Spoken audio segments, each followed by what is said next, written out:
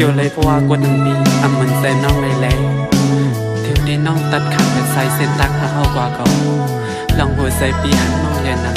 ตีย้อนสิบ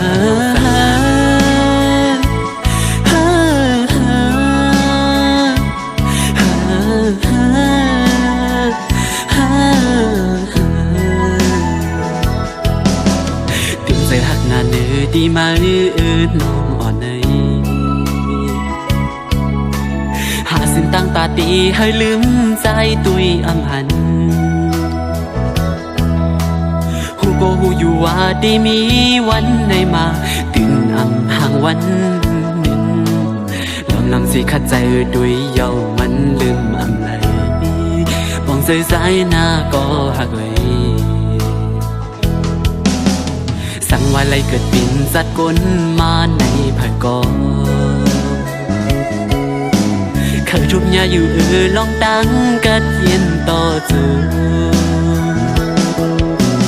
มังบ่เวอำจังเลยทบมันมาก็สั่งตีสั่งเฮ็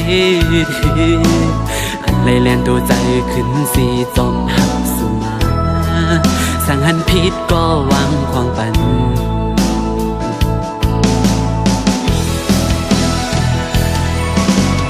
ย้อนเบื่อหักไม่น้องนาแลขาดสู่ในเหมือนตั้งตีขาดใจมีมาในปันใจในเมื่อควรเลิกสิ่งเ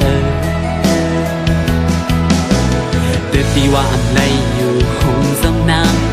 หัวใจตีผักไว้ตาสู่สุดตังไหลหอมสู่อ่านหักยิ่งก็เลยแข็งซ้ำว่าปีไรไม่ตันเลยยอมตายกับย้อนหักน้องกว่าก็ตั้งอันน้องให้ปอมนเสื้อนั้นลาดออกมาเลยเด็กที่เสียนใส่ปีขาดเสียงสุดมือย้อนเธอไล่หันหน้าอ่อนสู่ยุ่มซื้อสันตายเสียนเธอใจปอไล่ลืมใจ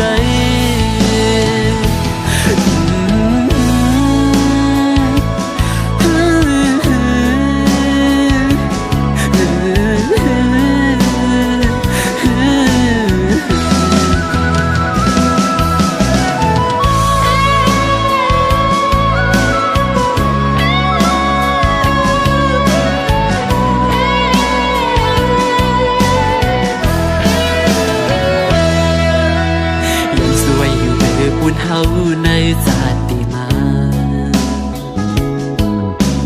ให้เลยมือเกิดเปลี่ยนสักทีมีเงินเยอะนำ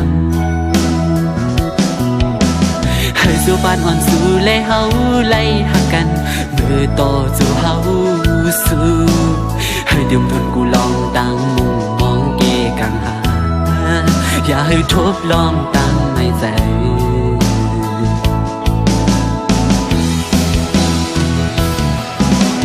ยินขอบใจเย้ยนังอยู่นา